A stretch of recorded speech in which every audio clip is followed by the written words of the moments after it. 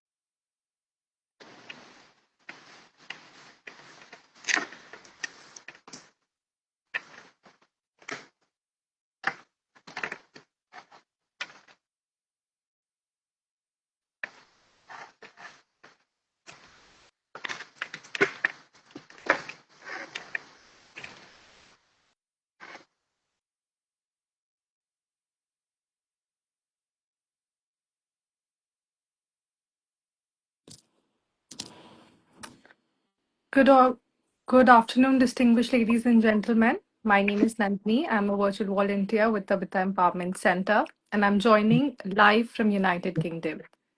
It's my absolute pleasure to welcome you to this special edition of Let's Chat, our monthly Instagram live conversation series powered by dedicated volunteers of Tabitha Empowerment Center. At Tabitha Empowerment Center, we are committed amplifying voices, sparkling dialogue, and inspiring change. This platform brings together experts and community members and advocates to explore passing gender related themes.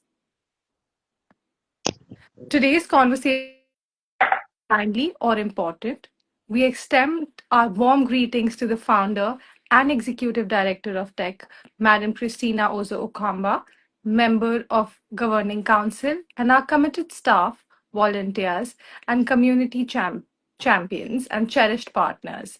Thank you all for being part of this space and for learning and impact. It's my honor to welcome our esteemed guest for today's session, Dr. Bitrus Dayil. Dr. Dayil is an experienced development analyst with rich background in higher education.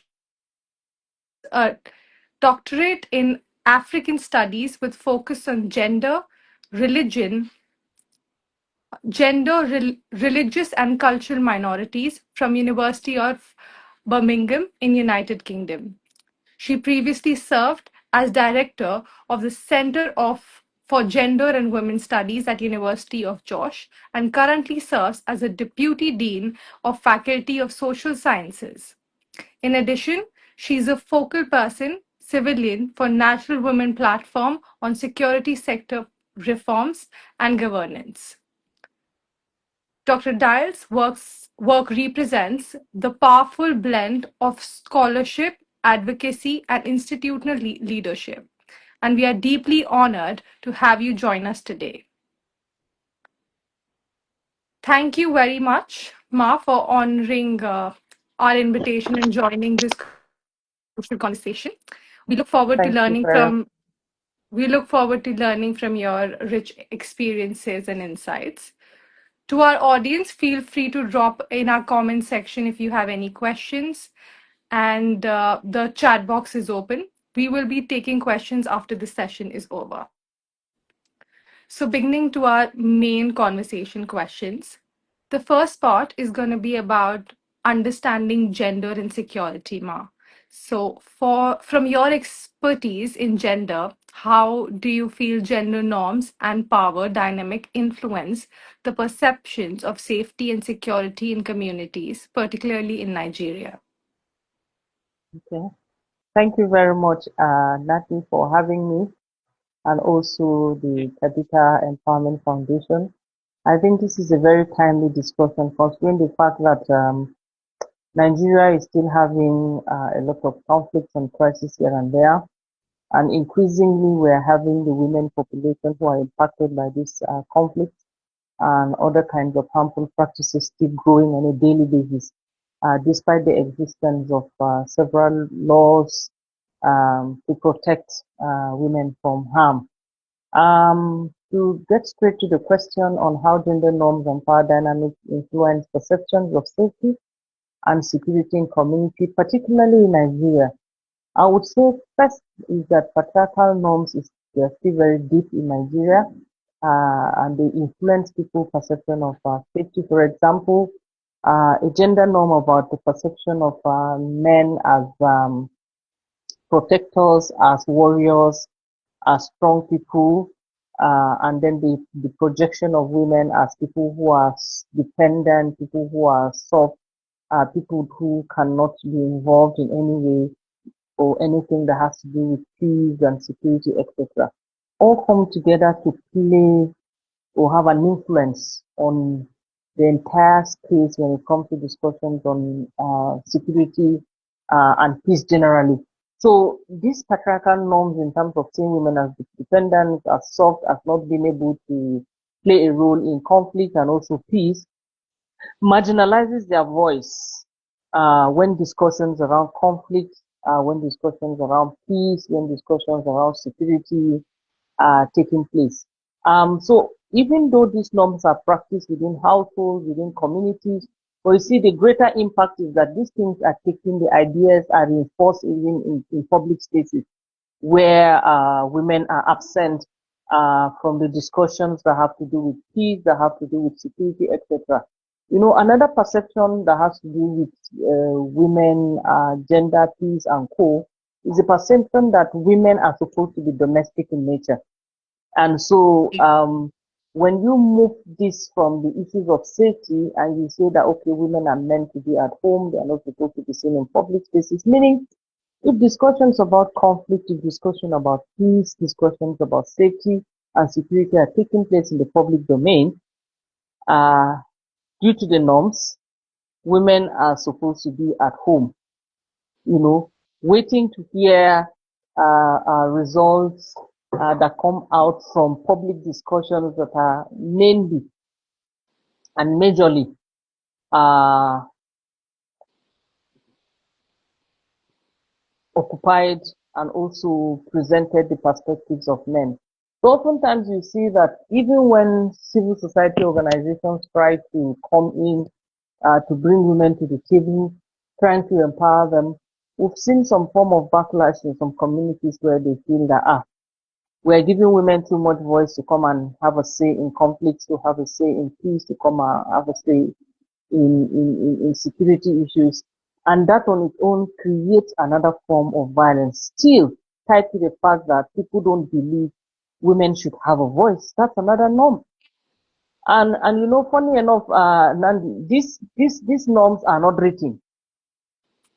And because they are not written, they can be manipulated and interpreted and given out at wish, you know. So, but if they were written, it's something you could sit down and read the lines and say, let's correct this and correct this. And then we know that if situation A happens in community A, this is the way they respond to it. But they don't write it. It's not written. It exists in the heads and minds of patriarchal community leaders who would just dish it out at wish, depending on the situation. And hence that continues to affect the presence and the voices and the involvement of women when it comes to their participation in public safety and discussions around security. Thank you. Thank you, Ma. I think this leads us to the second part of the question. It's like community-based solutions in this aspect. What Mm. practical roles do you think can women and men play individually or collectively in preventing violence and fostering safer and more inclusive communities? Okay, thank you very much. I think based on my experience, women have been playing serious roles, but then the roles have not been amplified enough to create the critical mass we need to know that yes, this is exactly what women are doing when it comes to community peace building initiatives.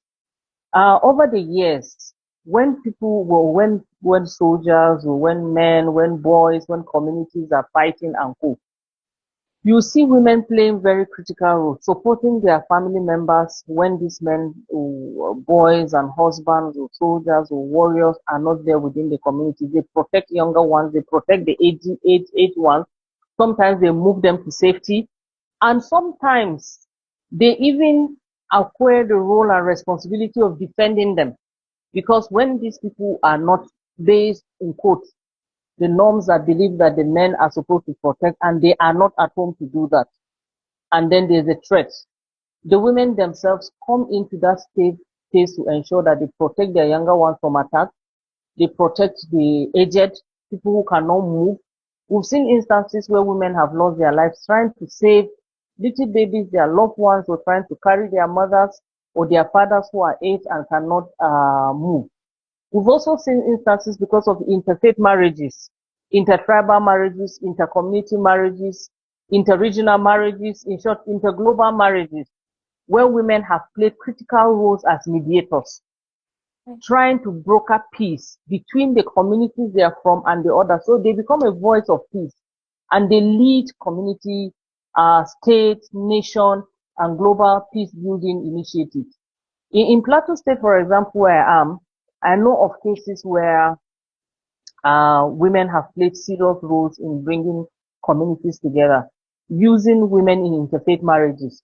When the crisis in Jos was tacked more of a religious crisis, we have men who married Christians, or we have Christian women who married Muslims, and this crisis were tacked religious crisis.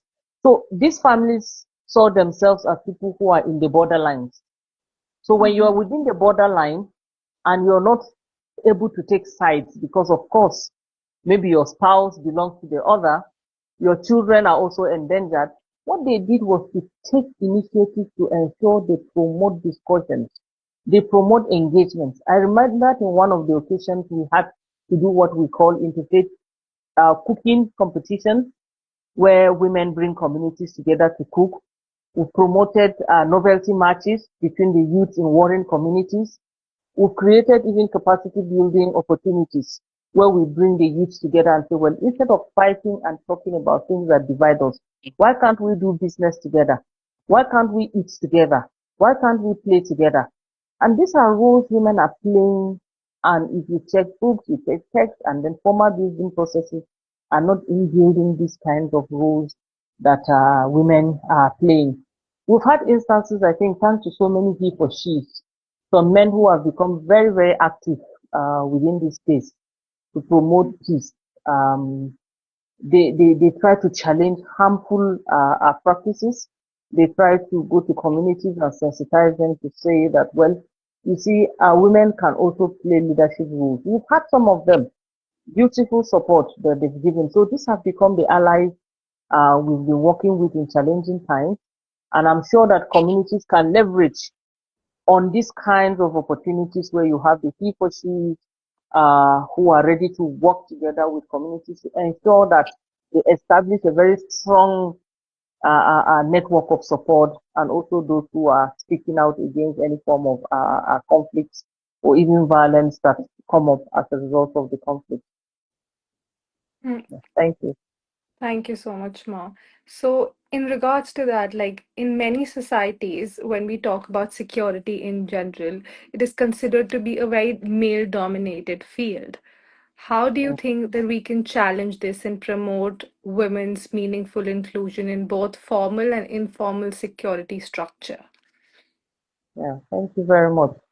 Let me start by introducing the National Women Platform on Security Sector Reform and Governance, where I'm one of the focal persons for the civilians. Basically, what we do is to engage with security sector itself at the formal level.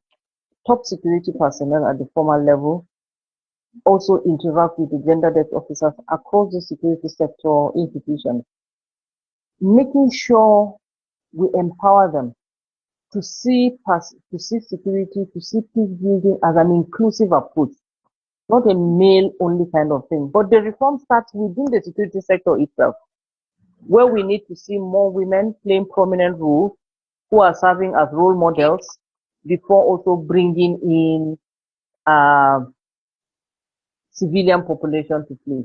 So once we empower them at that level, we bring in civil society organizations and community leaders and actors, we call them, within the same cycle where they interact with the formal security sector leaders, civil society organizations, and community leaders talking together in one room, sensitizing them about the challenges that continue to exist when the security sector entire discussions around security, peace building, and co is dominated by men. You know, so we notice that over time, capacity building, training security sector agencies, training civil society organizations and community leaders, and also bringing some thought leaders who are women themselves, who have established themselves within this space, within their communities to work has produced tremendous results. For example, we've had trainings for police officers. We've had trainings for civil defense officers who have in turn gone back to empower their own sectors and sensitize the security arm where they work in terms of the need to promote civil-military relations, but from a gender perspective now. So that's the approach we have used to challenge the male domination of security, whether formally and informally. Now, how that is playing out in the informal sector is that when the formal security sector institutions go to warring communities or places where conflicts have taken place, they ensure that whatever peace building decisions and rules, committees they are forming, they insist to have a full representation of women. And so that's a plus because the collaboration we try to promote is such that women are now gaining visibility within formal security sector. They are taking that down to the community level to ensure they encourage even the communities to bring more women into the peace building space. The beauty working with security institutions is that when these female security officers, when we train them and they go to communities or go back to their institutions and act as role models, we see more security personnel becoming conscious of gender issues in security sector institutions.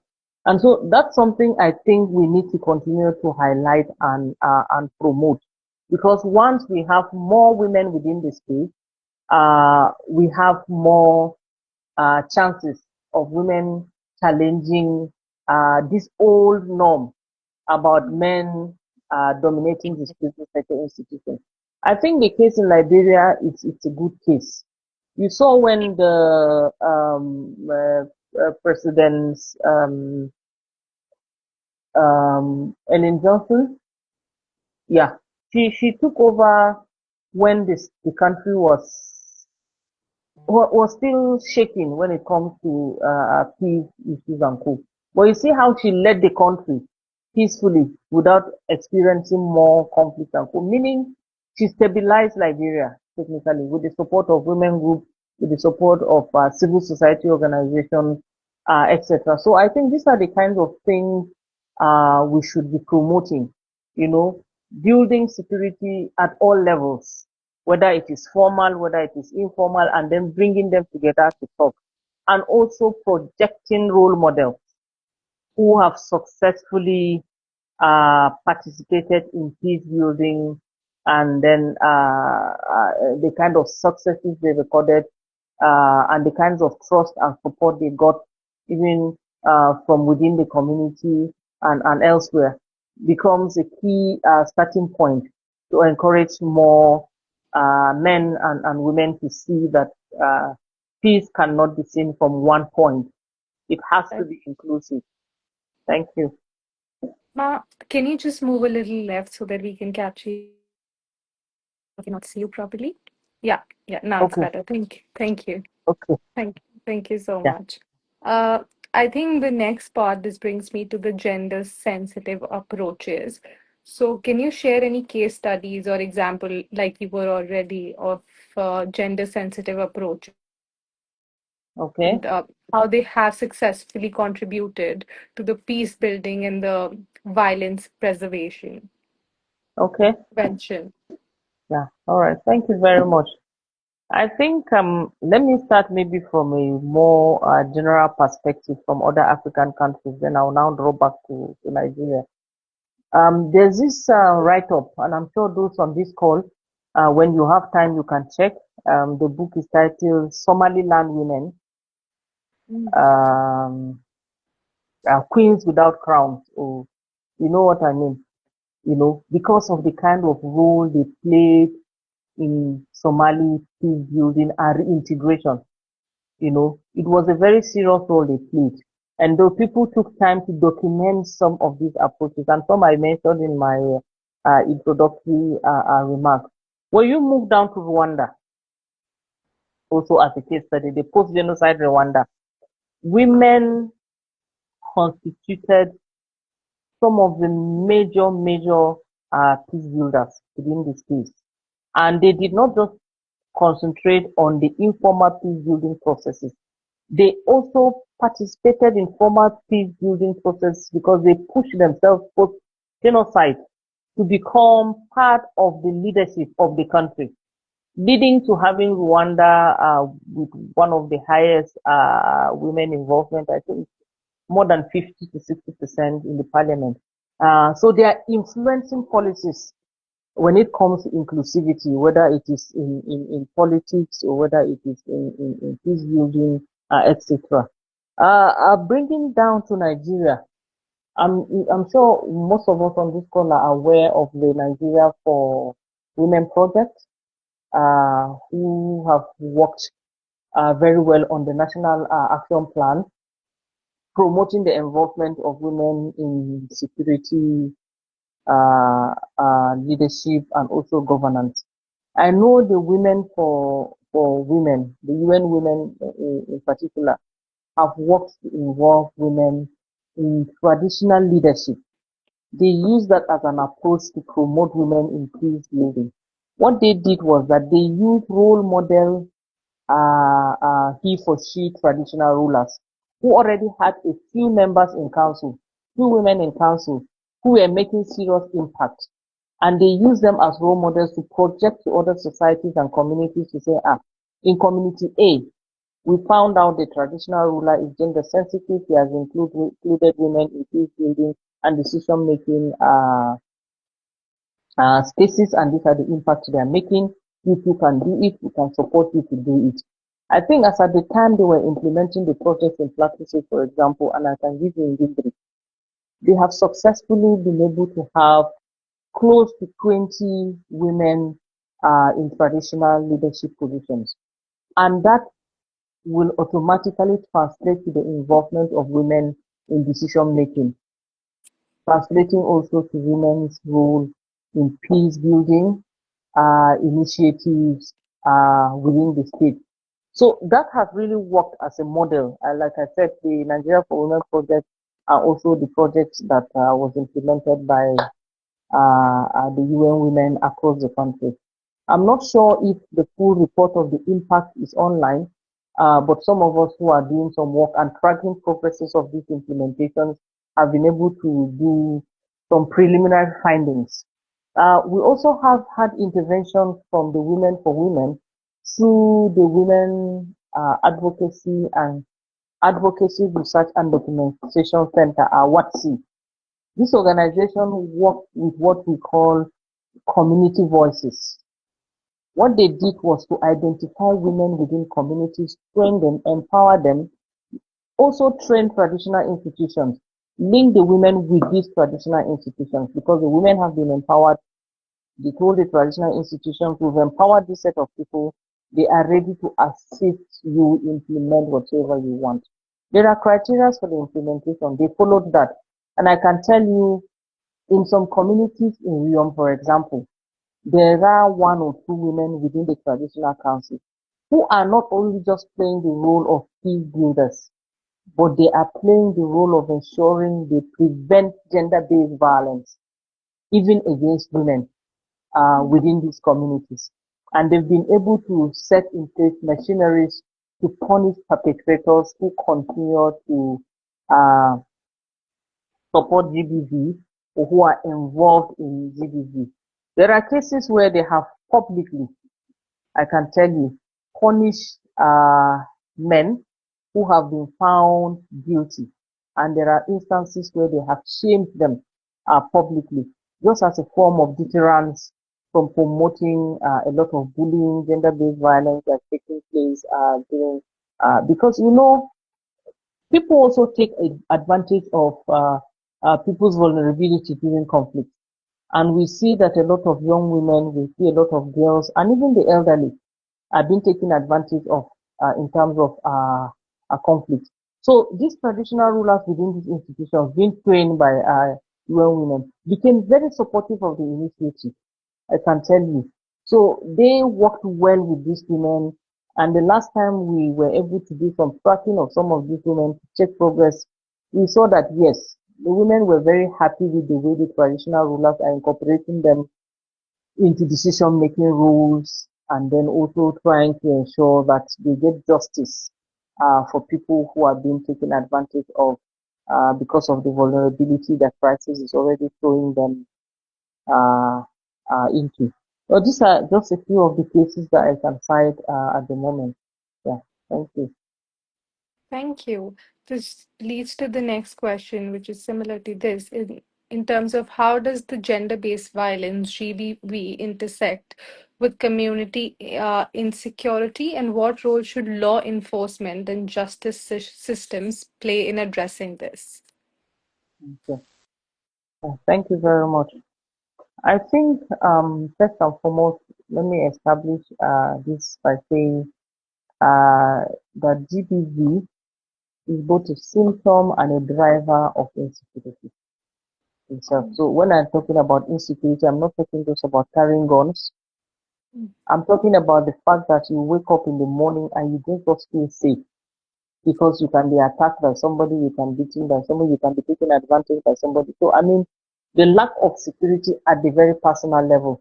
So gender-based violence itself is a symptom of it, and it can also be a driver of insecurity.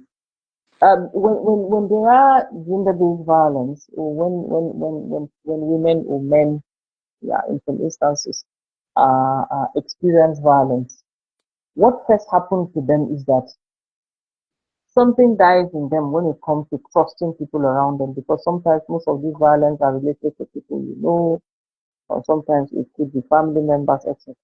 So trust becomes broken, and then the trauma itself makes you feel insecure at each point in time.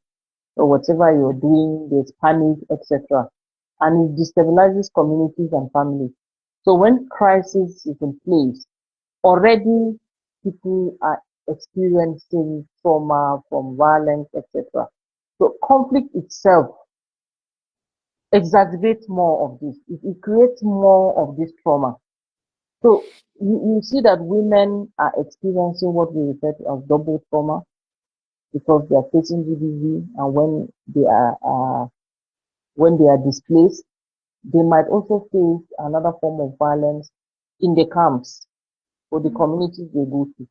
So they are coming from a place of violence where patriarchal norms, etc., are affecting them, experiencing violence due to the norms, etc. Then they are also being traumatized several times again by conflict itself, and they are also re-traumatized again when they are displaced and they find themselves in camps without even places to go or who to help them or wherever they want to rely on. So uh, it becomes very, very difficult to profess solutions that are holistic because of some of the compromises we've been reading in the pages of papers and testimonies we're hearing from those who are displaced that in some of these camps they are traumatized even by the camp workers themselves because justice might not prevail in the camps. Sometimes the caregiving in the camp, the support system in the camp itself is not too inclusive because maybe the camp officials were not actually trained also to do the job. And so they carry with them also the norms, the patriarchal belief system, etc. to these camps, you know. So right. I remembered in one of the camps in Bitrus some few years back, when supports are given, you hear people giving the support asking for house heads of household, if you know, to give relief in camps, Right. you know. So imagine if you are displaced and all of you are vulnerable. I'm not saying that camps or people who are displaced don't have heads of household, but everybody that is displaced should be treated as a displaced person, as a human being individually. First, before you begin to group them, because the vulnerability varies. You know, the vulnerability of displaced man and the vulnerability of the displaced woman, the vulnerability of a woman who is displaced who is pregnant, the vulnerability of woman who is displaced who is with disability, their vulnerabilities vary. So intervention should respond to these special kinds of needs, even within the camps, etc. So it is important for our law enforcement agencies and the justice system to also pay attention to these kinds of issues that might be found within the camps. The judiciary, the law enforcement agencies should work together to ensure they protect people from being re-traumatized, particularly women and girls, particularly those who are aged, and particularly women and girls who are disabled within the same camps. Sometimes what happens within the displaced population is that the prosecution is very slow. We've not had instances where GBV within the camps or GBV within displaced communities have gotten justice. So that becomes a problem. So this delay in justice also promotes sometimes more of violence within this camp. So the judiciary, the police system, etc., or law enforcement agencies should work well to ensure that the justice is swift, because that's the only way people will be deterred from doing more harm to people who are already being harmed. And then also, I think working with civil society organizations like Tabitha Foundation, etc., becomes very, very important, because when the security agencies, the judiciary, works with the civil society organizations who are already on ground and in those spaces, they will have more impact, because these civil society organizations understand the space, they understand some of the pain, they understand some of the trauma, and some of the hidden practices that might not be very visible. But then these CSOs, because of long-time engagement, understood exactly the social dynamics that people in warring communities, or displaced populations, etc., are going through. Yeah. Thank you. Thank you. Uh, so, in terms of the inclusive security decision making, Ma, what are the risks of excluding specifically the marginalized groups in community security discussions and decision making processes, according to you? I think first is that you miss out a critical and important group of people. I just need to put myself as an example in a space. Imagine me working within the academic institution and all the time decisions are taken and I'm completely not there. Yeah. It doesn't make sense. So if you translate that to even the peace building processes, where a critical mass is missing, meaning that issues of sexual harassment that affect women and exploitation, that are invisible exploitations, I'm saying, will be missing, because it will be people talking for people. I'm not saying advocacy is not good. You can advocate for people. There are people that might not have the strength, they might not have the opportunity to do their advocacy by themselves, so people do for them. But this is a different thing. We are saying women should be on the table, not that people should talk for women on the table. So issues that are hidden, harassment, hidden exploitation, and even the importance of the value they bring and the kind of trust they can build when they have more women in the table or more women in the peace building space, they will miss that. So recently we were trying to do some form of digging out the real role women play in traditional peace building. So we brought in a group of women in a community here in Jos. And for those who are familiar with Plateau State, it's a border community, border in the sense that you have the crisis dividing the state into settlements, where you have some communities, you have Muslims to the right, Christians to the left, with only a road separating them. So this community can see this community on the left, and the community on the left can easily see community on the right. So every evening you have the young boys from both community A and community B across the road coming together in the evening, walking to a hill near that community. Whatever they do there, they know, and they come back to the community. So one of the evenings they went to the community and fight broke up, normally the way they go to. And eventually one of the youths died. And suddenly road was blocked. Roads were blocked, and then suddenly they said religious crisis have started. The boy that died was a Muslim, and the story had it that a Christian boy killed um, a Muslim boy. So it was a very serious case.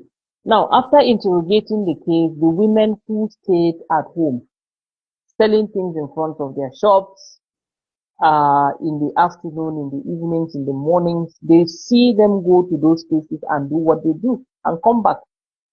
So when this fight ensued, some of these women ran and stayed close by to see what was happening.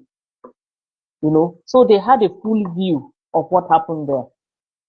They were the ones that were used to provide insight and truth into what happened in that state. Meaning women can give signs, they can give warning, they can give advice, they can be watchdogs when it comes to peace building and co within the community. So when this crisis was trying to be settled between community A and B, these women came forth, they volunteered and came forth and said, well, we were aware of what was happening. We saw these youth go there. They go there every evening to do their drinking together, to take their drugs together. It was a personal fight between the two groups when they finished, and it was a fight between friends who were drinking and doing their things together. Eventually, one hit the other one fell down, hit his head on the rock, and they all ran away and left the body there. So it had nothing to do with crisis. So it was the testimony of these women that saved these communities from going into further chaos.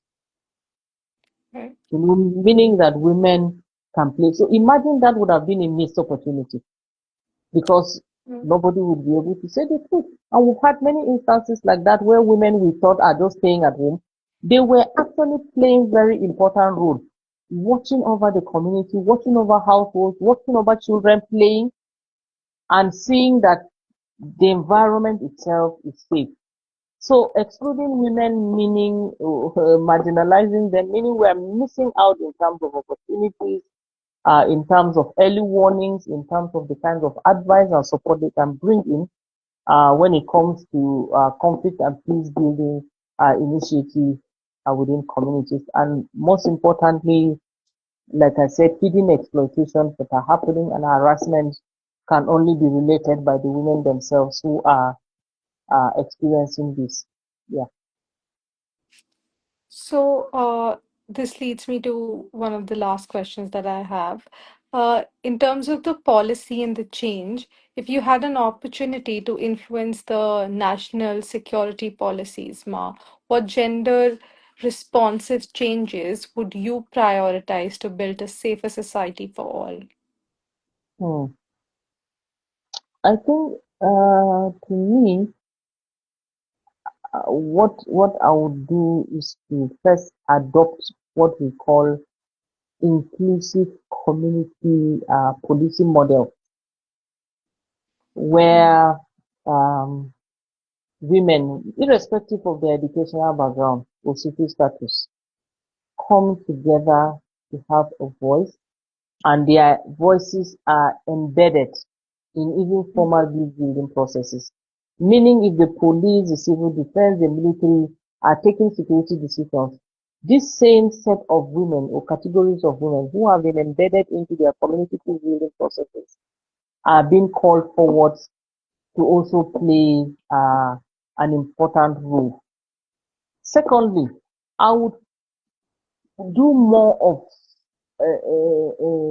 enlightenment for our security sector institutions, because the responses to gender-based violence, their responses to peace and conflict and insecurity issues are still to a large extent patriarchal in nature. So we need to bring them up to speed. And how do we do that? We have to promote the male role models who are already doing good in that area. Because we have some of the security personnel, we have male community leaders who are working very well to ensure that their communities are safe and they're including women. So we need to promote and also put them forward for other communities to see, to emulate. I think what we can do is to also ensure government. I mean, when I mean government, is both at the federal, at the state, or subnational level, to consciously encourage them to consciously involve women in peace building committees. Whichever committees they are forming, they should make sure that there's a special place for women. And it shouldn't be a place where they are just sitting to add into numbers. Mm. Place where when they sit is a place where they are seen and they can voice and that the voices are heard. Well, I think that this so far, I think to me, I can also do. And I think also if we want to promote peace and also promote um, inclusivity in the security sector institutions and prevent gender-based violence, we can localize whatever we're doing. Because the local is also national, because the national is also global. It's all these issues from the local that translates to the national and from the national to the global level. So we should ensure that we localize them well and support people from the grassroots so they can have a voice there. So when you come to pick people from the grassroots, you're already having people who are experienced. So it's easy to plug them into the formal spaces. And it's easy to plug them from there to national spaces, and it's easy to pick them up from the what? Global level. So we must begin empowerment even at the very lowest level, and ensure that we build an inclusive early warning system above all. Yeah, thank you. Thank you so much, Ma. That was very insightful. At this point, the floor is open for questions from our attendees. Kindly send your questions in the chat box. Um, I do see one question which I would read out to you now, which is about how do we incorporate more women and securing male allyship in peace building, especially in the internal displaced camps. Hmm. How do we include? Uh, it says, how do we incorporate more women in securing male allyship in peace building, especially in terms of internally displaced camps? Okay, Mm. yeah,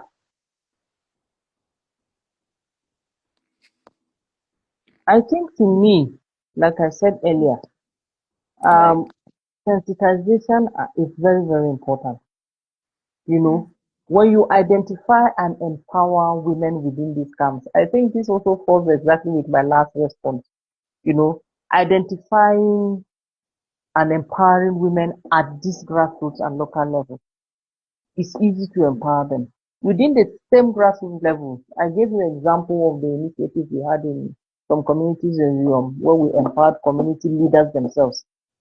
We can have the same model within the same communities where we identify already he for she. It's not all the leaders within the communities that don't understand what inclusivity means. Some of them already have some level. All they need is to just sensitize them the more, empower them, and show them how to respond to some of these things. You know, once we do that, they themselves will become the voice for those who are Mm. being marginalized or exploited, whether visibly or invisibly, sorry. So what we can do first within this camp is to do a mapping of the kind of stakeholders we want within the IDP camps. We can map the male who we believe are those who are sympathetic towards inclusivity issues. We work with them strongly. Then also identify those groups we feel are not sympathetic Right. and work on them. Mm. And then join them with those who are sympathetic to serve as role models because it's easy for them. It becomes like a peer learning thing, you know, because they will learn from each other. Once they learn from each other, it becomes easy to form support group with women Right. whom we have all trained to work within these spaces. Well, that's a bit of my idea because I think we've had Mhm. instances where we've done that in a few communities at a very local level, and it seems to work to prevent Uh, some of the exploitations that are existing in these displaced farms. Yeah, thank you. Thank you so much, Ma. I feel that that was the only question we have for now. Uh, I would just like to now end this chat by telling you that we are sincerely grateful that Doc Dr. Plangsat Bitrus Dallas, that you could make it for this chat and for sharing such deep and thoughtful insights with us today. We also appreciate all the tech personnel and our volunteers across Nigeria and beyond, and our partners, and all the viewers for being part of today's discussion. Um, at the end, I would just like to say that this Let's Chat is a monthly Instagram live conversation that we hold every last Saturday of the month, to stay informed and stay connected about current events. You can follow us on Facebook at the Tabitha Empowerment Center. We are also on Instagram, same at the rate Tabitha Empowerment Center. You can also follow us on Twitter at Tabitha Center, and we are on TikTok and on YouTube at Tabitha Empowerment Center. So please follow, subscribe, and stay engaged. Do not forget that you can watch this episode and the previous episodes of Let's Chat that we have already had on our YouTube handle of Tabitha Empowerment Center. And thank you once again for all of you for joining us today. We look forward to another impactful session next month. Till then, have a safe and wonderful weekend ahead. Thank you. Thank you very much. Thank you, Tabitha Foundation, for having me. I look forward to further engagement with the foundation. Thank you. Thank you. Yeah. Bye. Bye.